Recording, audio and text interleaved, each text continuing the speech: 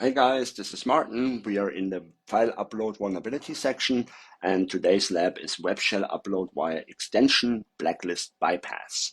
So this particular application is vulnerable once more, but this time around it's actually filtering PHP extensions, so I cannot just upload my exploit or use a path traversal sequence like in the previous labs, so it's actually blocking the PHP extension. However, there is a file called htaccess, and that htaccess file of the Apache web server is writable from the outside.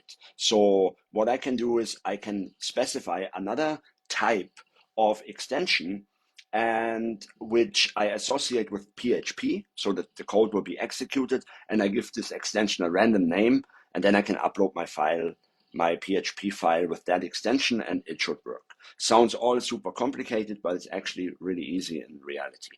So let's just head over here, log in with Rina and Peter, and we are browsing here to our exploit.php file, which is the same as before, simple PHP file to read out contents of a file on the application server. So let's do that. Let's hit upload, and we get an error message. As I explained earlier, so it's basically not allowing me to do that. So let's send this twice to the repeater, first and foremost. So let's go to request number 1.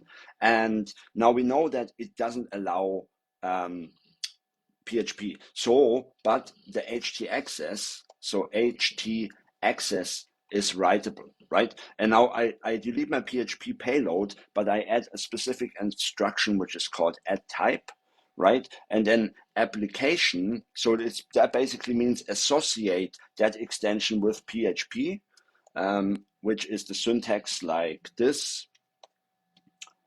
And then I call this .martin, basically, right? So I'm now writing an instruction into the htaccess file. And let me send this, see what happens.